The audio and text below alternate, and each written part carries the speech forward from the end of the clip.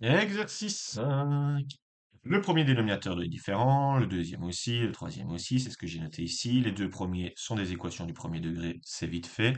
Le deuxième, deux possibilités. Soit vous isolez le x carré, puisque quand on a une fonction du second degré où le terme en x n'est pas là, c'est une méthode qui fonctionne bien. X carré égale 1, x égale plus ou moins, on n'oublie pas, racine de 1, c'est-à-dire plus ou moins 1.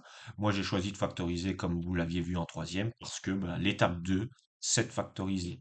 À noter qu'ici, x plus 1 fois x moins 1, je l'ai noté à droite, mais en gros, j'applique la règle du produit nul, tel que vous le faisiez en troisième. X plus 1 doit être différent de 0, x doit être différent de moins 1, et ainsi de suite, hein, pour obtenir ceci. J'espère que ça, c'est clair pour tout le monde. Si pas, n'hésitez pas à revenir vers moi en classe. Ensuite, je dois factoriser tout ce qui peut l'être. Je l'ai déjà fait un peu dans mes conditions d'existence, hein. Mon dernier dénominateur peut être factorisé.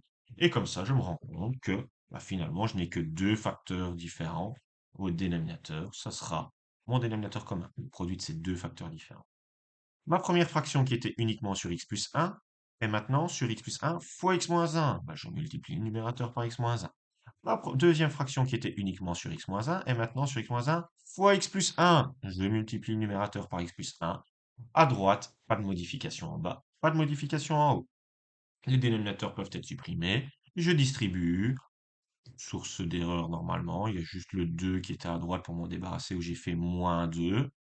Je réduis les termes semblables. Les x disparaissent. Cool. Quand il n'y a plus de x dans une équation du second degré, on peut se contenter d'isoler le x carré. Donc le x carré, je le garde à gauche. Je fais plus 2 de chaque côté. Je divise par 2. J'obtiens comme ça 1. Attention, quand on supprime un carré, il y a le plus ou moins racine de 1. Mais ici, les deux solutions sont à rejeter à cause des conditions d'existence.